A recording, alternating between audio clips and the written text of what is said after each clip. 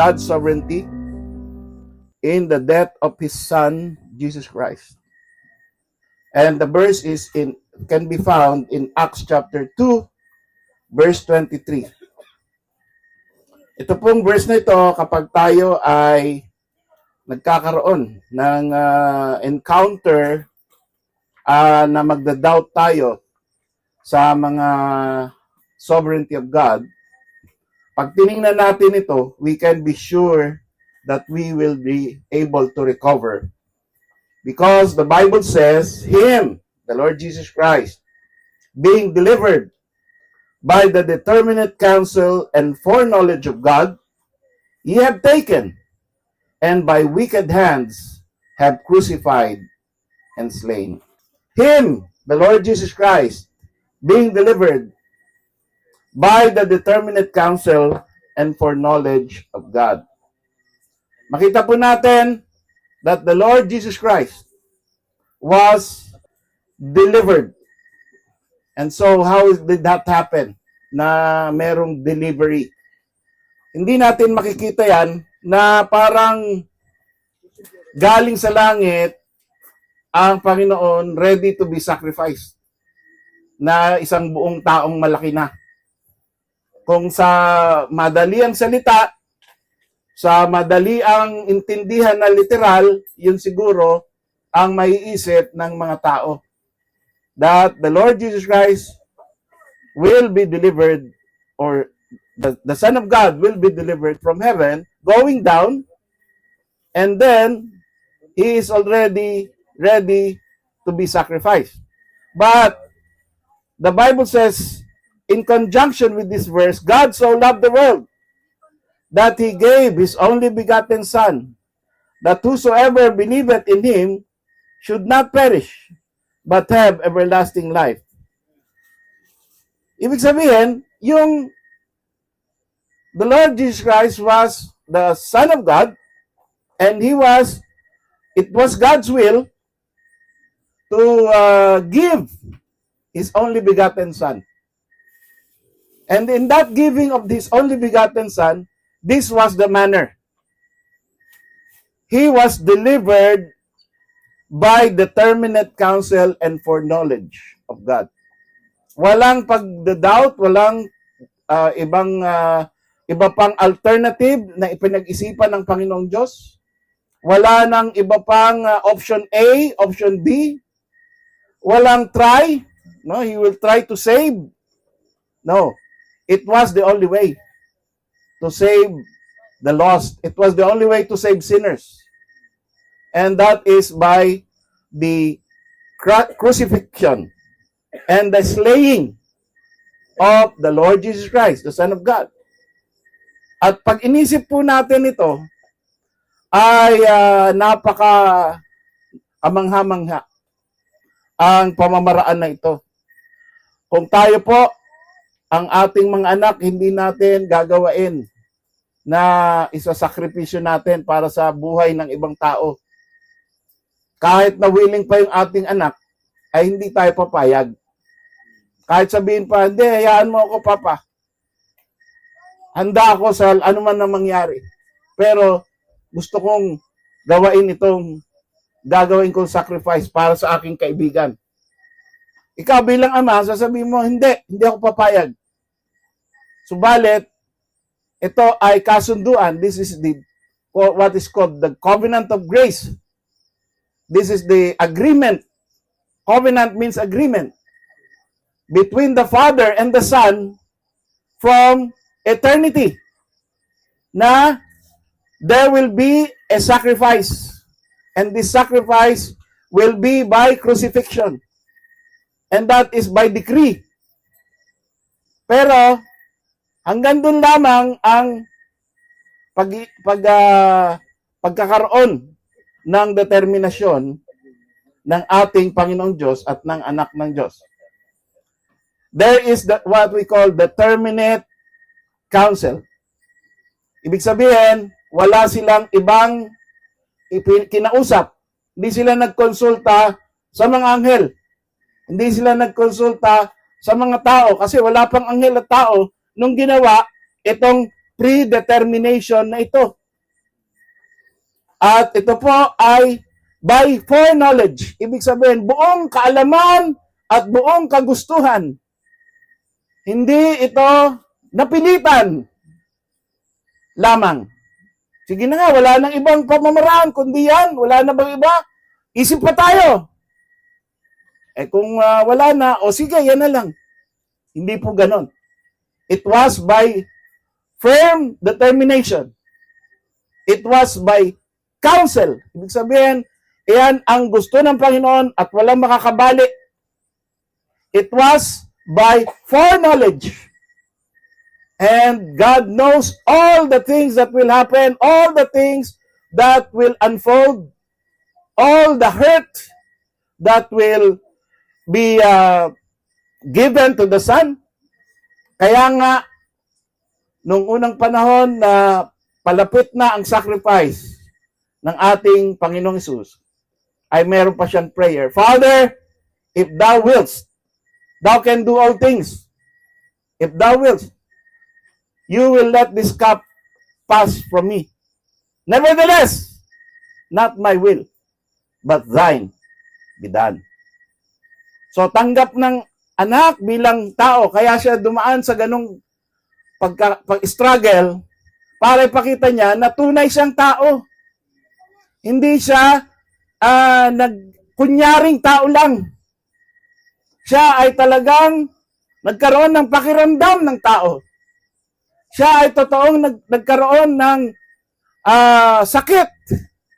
At naiisip niya yung dadaanan niyang sakit at dadaanan niyang pagpapako sa krus. Alam na alam niya yan. But he still went through the gate and on up the hill.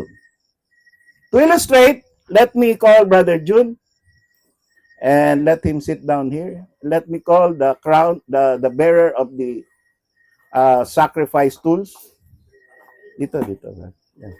Yan. Yan. Okay. Sige, Brad. Yan. So, ano nangyari? May plus points to. Medyo matinik talaga to, Brad. Oo nga, parang totoo matinik yan, Brad. Okay. So, para hindi kayo antokin, pero ito ay talagang dapat ikaiyak natin, no? Hindi para pagtawanan. Kasi, totoo talaga na nasaktan ang anak ng Diyos. At dahil dyan, talagang nag-i-struggle yung kanyang laman. Kasi totoong may laman siya eh. Totoong dudugo siya eh. At hindi siya pwedeng umurong because it was, ang nakataya dyan ay the eternal damnation of His beloved elect. Pag hindi niya ginawa yan, we will all be damned in eternal fire. Kaya, kahit na ano pang hirap yan, sige, I will obey. Not my will, but thine be done. Kaya, nilagay sa kanya ang korona na tinik. At, hindi lamang yon, sinampal pa siya. Parang wala sa usapan yun. Serious, Brad, serious. Serious. At hindi lang yon. Habang lumalakad siya, siya ay hinahataw ng mga sundalo. At kaya katakot-takot ang latay sa kanyang katawan. Katakot-takot na dugo. Halos mawalan siya ng lakas. Matipuno ang katawan ng Panginoon. Hindi siya pati na payat na nakikita natin sa mga Catholic crosses. Na halos wala, butot balat na lang. Hindi. Malakas ang katawan ng Panginoon. Pero kahit sino naman, paduguin mo habang naglalakad, hinahataw mo, sinisipa mo, may dala-dala pang krus na mabigat, talagang magkakaroon ka ng panghihina. So, yan po, kahit sino, sasabihin, gagawin yan sa akin, iisipin mo, gagawin yan sa akin, medyo yung laman natin, uurong. Pero ang Panginoon, walang doubt. Ang ating Panginoong Hesus ay talagang sumulong at gusto niyang gawin for the redemption of men. Purihin ang Panginoon Diyos. Dahil hindi siya nagsabing, mga anghel na lang. Ang dami-daming anghel dyan, Ama. Bakit hindi na lang yung isa dyan gawin mo? Na lagyan ng korona ng tinik at ipaluin at ipako sa krus. Ba't hindi na lang sila? Ba't ako pa? Diba? Yung mga anak natin sasabihin, ba't ako? Yan ang favorite verse ng mga anak natin. Maghugas kang pinggan, ba't ako? Maglaba ka, ba't ako? Oh, pero ang ating Panginoon, the only begotten Son of God, hindi niya ginawa yon. Thank you, Brother June. At palakpakan natin si Brother June sa kanyang ginawang sacrifice. Mamaya. Okay. So, tuloy po natin ang sermon. Sino ang pumatay sa Panginoon? Ang sabi po rito, ang sagot ng verse, Acts 2:23 pa rin tayo, Him being delivered by the determinate counsel and foreknowledge of God, ye have taken. So the accusation is against the Jews. Kayo ang kumuha sa Kanya. Kayo ang umaresto sa Kanya. Kayo ang nagpa-aresto sa Kanya. Kinuha niyo siya. And your wicked hands have crucified and slain. So, it was the wicked men. All the people who took him were wicked. Pero hindi ibig sabihin nun na yung mga hindi pumapayag, hindi na wicked. Lahat po tayo wicked. Lahat tayo corrupt. Lahat tayo ay may kasalanan kung bakit ang Panginoon napako sa krus. Pero, ito ay nangyari sapagkat ang kasalanan ay kailangan matubos. At ito ay personal. Sinasabi ko lagi sa mga tao, bakit napako sa krus si Kristo? Sasabihin ng iba na hindi alam ang sagot. At sana, sa ngayong gabi, lahat ng nakikinig sa akin, alam na ang tunay na sagot. Hindi, wag niyo sabihin na kaya napako ang Panginoon sa Kristo sa krus. Wag niyo sasabihin na para sa kasalanan ng buong mundo. Wag lang ganyan. Although it's true that sabi ni John the Baptist, behold the Lamb of God which taketh away the sin of the world. So it's also true. But make it personal. Every time a person asks you, so that you will be a good testimony. At the same time, not only for the sins of the world, but for me, He died. Kaya siya napako sa krus para sa aking mga kasalanan. Dahil ako ay makasalanan at kailangan ko ng kaligtasan. Kaya merong nagdusa, namatay, dumugo para sa akin, para ako'y tubusin, para hindi ako mapahamak. Make it personal. Put your name on that John 3:16. For God so loved the world that He gave His only begotten. For God so loved Nilo that He gave His only begotten Son, that whosoever, that if Nilo believes in Him, Nilo will not perish, but have everlasting life. Make it personal. Ilagay niyo yung pangalan niyo ron. And if you can understand that, happy are you. Blessed are you. Because you have entered into the realm of those who know everlasting life through Jesus Christ. But you have to admit that He died and was crucified by wicked hands. You have to take responsibility.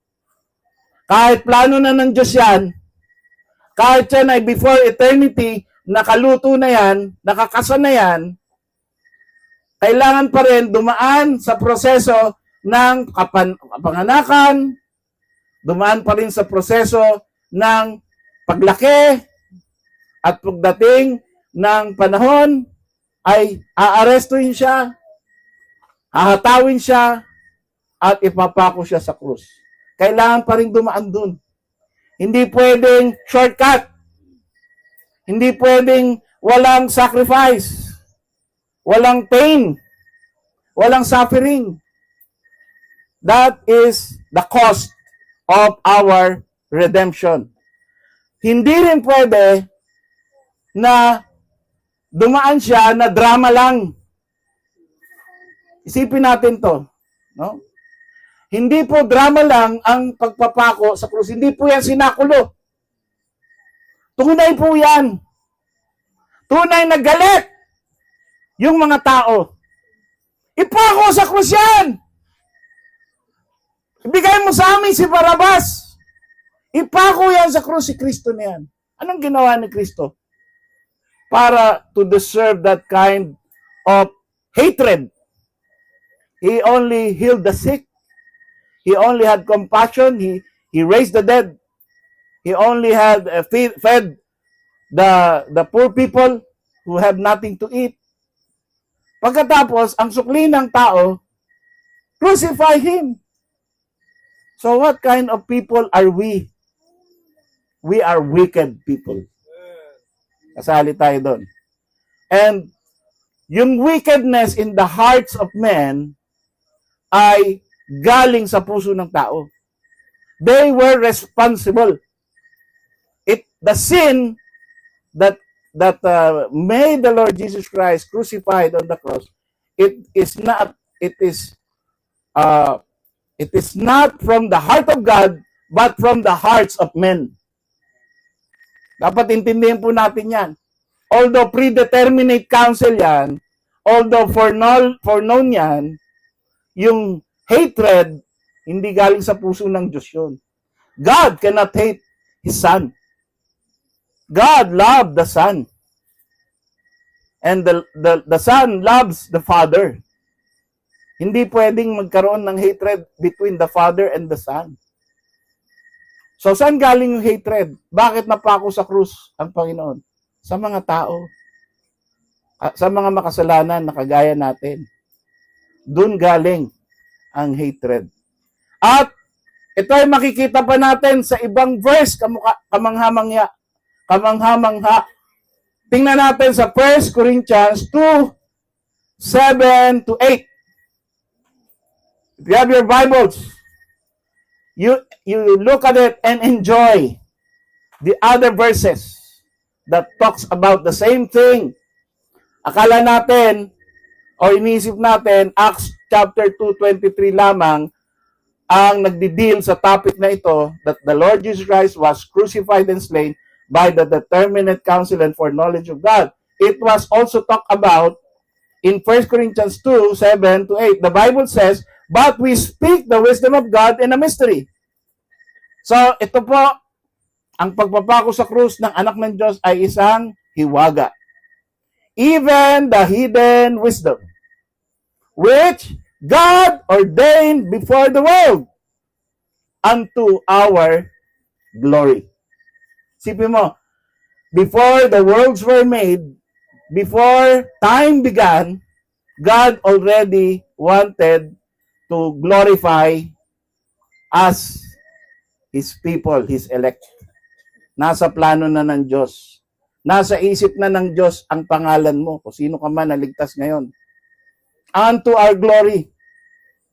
Tapos, dinuktungan pa ni Paul, which none of the princes of this world knew, for had they known it, they would not have crucified the Lord of glory. So, sino tong mga tao to na pumatay sa Panginoon at nagdemanda sa Panginoon at sabi, crucify Him? They're not only wicked men. They are ignorant, wicked men. Because, kung alam lang na sana nila na ito yung Lord of Glory, hindi nila itutuloy yan. So, hindi nila nahalata. Diba? Hindi nila nahalata. Hindi sa kanila ipinahalata yung pa isa. Hindi nila nahalata dahil hindi sa kanila ipinahalata. At pag kinakausap sa ng Panginoon, in parables, not in plain language. Kaya nagtaka yung mga disciples, Panginoon, nangangaral ka, pero puro parables yung ginagawa mo. Sabi niya, unto them it is not given, but unto you it is given. So that hearing they will not hear, and seeing they will not see, because their hearts are hardened. Isipin mo, mahiwagang mga salita yun. Nangangaral ka, pero yung pinapangaralan mo intentionally, habang nakikinig, hindi nila naintindihan. At alam mo yan. Ngayon andito ako sa harapan. Ang intention ko na magsalita rito, ipaintindi sa inyo ng buong buo. At ipakita sa inyo ng buong buo, kaya nga may illustration tayo. Ipaintindi sa atin lahat ano yung sovereign grace of God na kasama ang mga naka-factor in ang mga kilos ng tao. Sana maintindihan natin. Pero nung ang Panginoon nangangaral, sabi niya, seeing they will not see. Hearing they will not hear. But unto you it is given. So they are ignorant, wicked men.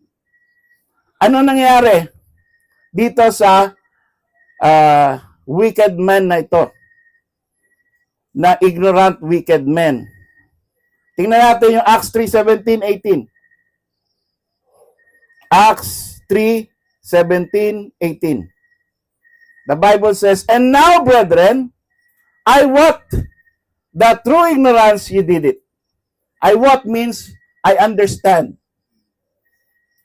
I understand that you did these things. Pinapako niyo ang Panginoon sa krus through ignorance. As did also your rulers. So, ang akusasyon na ang may kasalanan ang nag-deliver sa Son of God, sa wicked men, ay kayo, hindi lamang yung rulers nyo. Kasali kayo dun. At kasali tayo dun. Dahil tayo makasalanan. At sabihin mo, dapat mapupunta sa puso natin ngayon. Sino man ngayon, di ko ka nakikita ang mga mukha ninyo dahil ang daming ilaw na papunta sa akin. Di ko nakikita kung sino-sino na ang kaharap ko. Pero, isipin natin, kasama pala ako doon. Ako pala may kasalanan din. Yes. Sabi nga ng ibang preachers, I have nothing to contribute to the salvation that God has given except the sin that made the crucifixion of Christ necessary.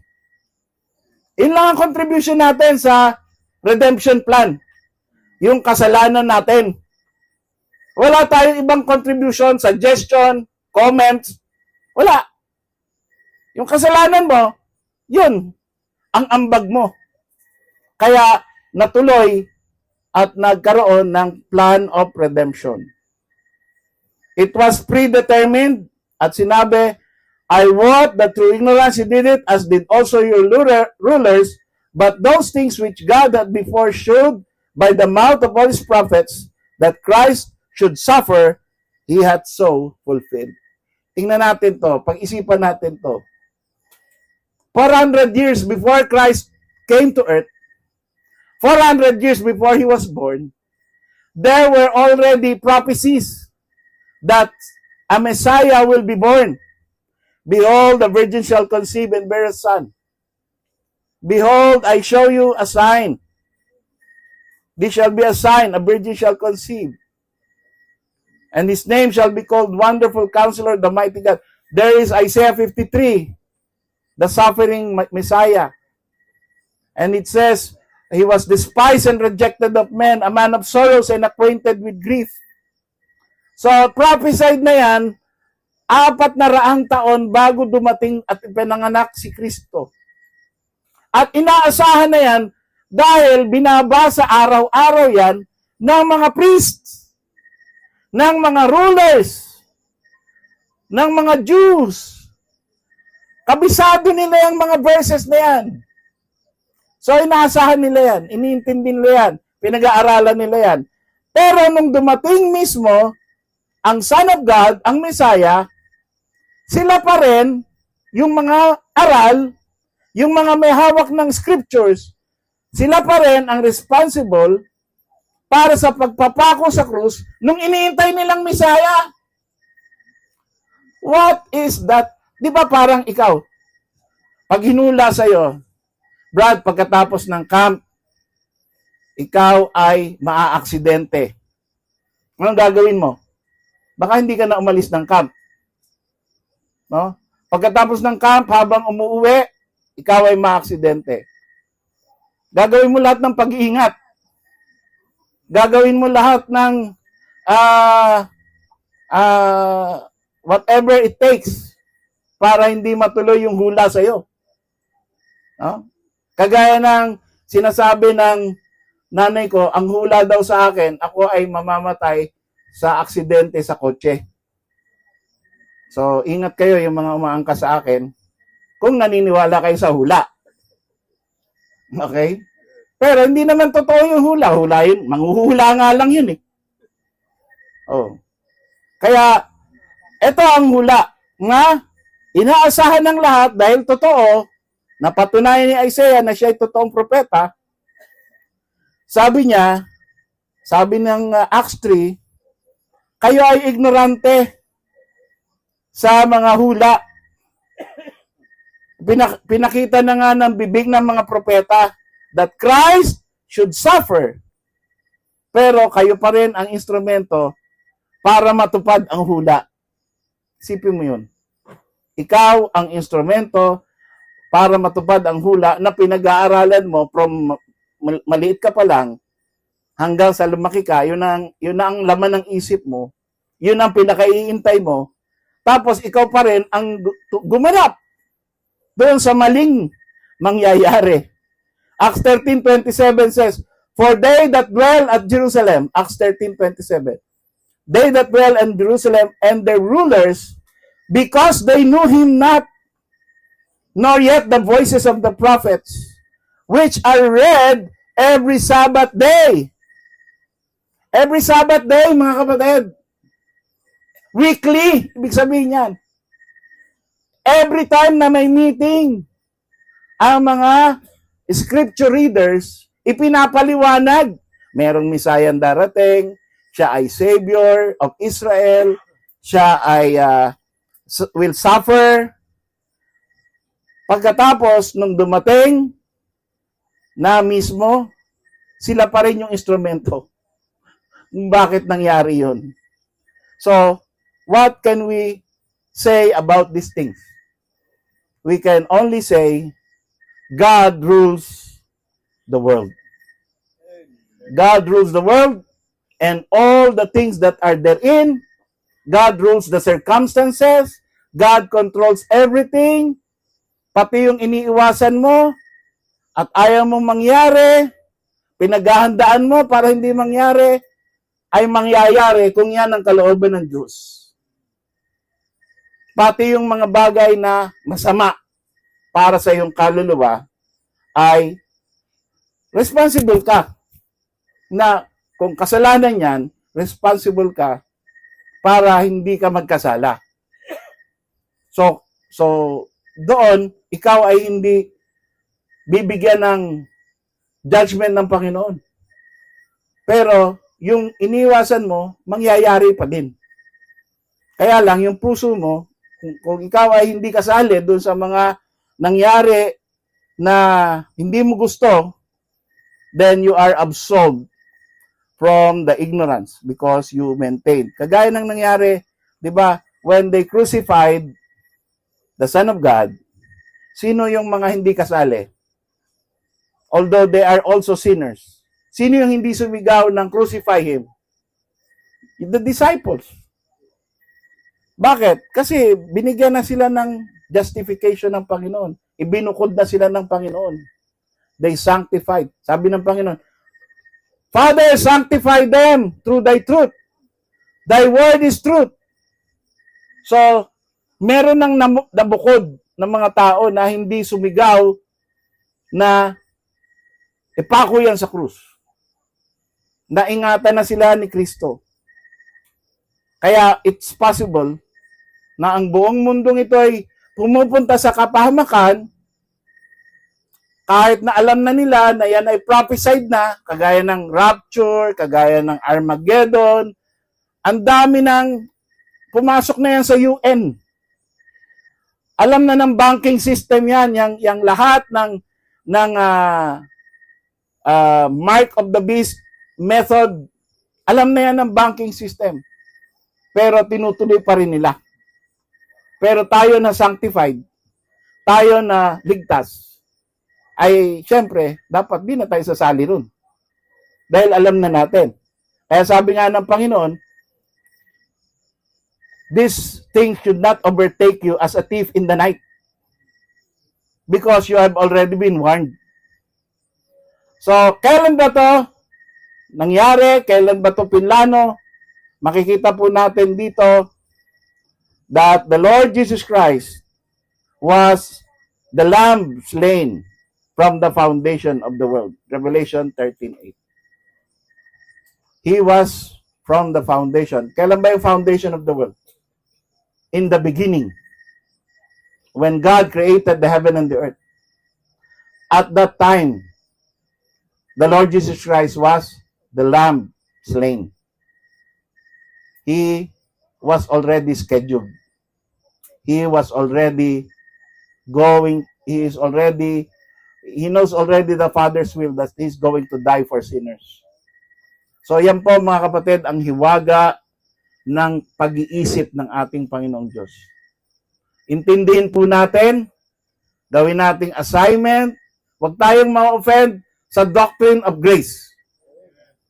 Bagkus, dahil alam natin ang mga katotohanan na ito, lalo pa nating palalimin ang ating pagkakaintindi. Palalimin at i-enjoy natin. Alam nyo, tuwing nag-aaral ako ng total depravity, election, it is an enjoyment. Dapat ganon ang puso ng mga sovereign gracers. Dapat ganon ang nangyayari sa atin. Tuwing magbabasa tayo ng Biblia, nakakakita tayo ng conflict, it should make our hearts glad and not sad. Huwag nating sasabihin na ititiklop mo na yung Biblia, ay, ayoko na magbasa, ang hirap naman intindihin ito. Dapat, pag may nakita kang encounter na kumakamot sa utak mo na hindi mo maintindihan, matuwa ka dahil meron ka na namang i-research na malalim. Meron ka na namang pakikipag-usap sa mga nakakaintindi din at interesado rin sa topic na kagaya mo. Alam nyo, hinatid namin si Dr. Ferrell tsaka si Dr. Joffer. 1 hour pa ganon. 1 hour, nagpunta kami sa donut. Tapos 1 hour pabalik. Alam nyo ba pinag-usapan namin? The doctrine of grace. And we never get tired of talking about God's grace. And that should happen to all of us. Kaya nga ito topic natin. Sovereign grace in everyday life. Dapat ma-enjoy natin yan mga kapatid. Yan ang purpose ng camp na ito. Yan ang purpose na ganyan ang doktrina ng ating churches. Tingnan po natin yan. At kung ngayon, andito ka, hindi mo ina-enjoy yan, at sinasabi mo, nakakalito, sinasabi mo, ibang topic naman, sinasabi mo, makalipat na nga ng church dahil itong masyadong nagpapakalalim ang church na ito, hindi ka nag-enjoy, then, nakakaawa naman na ganyan ang napunta sa iyong isip. Instead of all of us na natutuwa sa doktrina na yan. Because every time we talk about the doctrine of grace, it glorifies God. And there is no greater topic than topics which glorifies our God and our Lord and Savior Jesus Christ. Let's all bow down our heads as we end this preaching. Habang tayo ay nakatungo, pag-isipan natin at humingi tayo ng tulong sa Panginoon. At sabihin natin sa Kanya, Lord, ayoko na maging mababaw. Lord, Palalimin mo po ang aking pananampalataya. Sanctify me through thy truth. Thy word is truth. Let your word dwell richly in my heart so that I will enjoy like the others every time I read your word. So that I will not be like the unsaved who only like to have fun and games. But with the enjoyments of life, let me also enjoy scriptures and the things about Christ, because He is the love of my life. Mga kapatid, do you love the Lord Jesus Christ? Sana po, ang tibok ng ating puso ay ang Panginoong Jesucristo.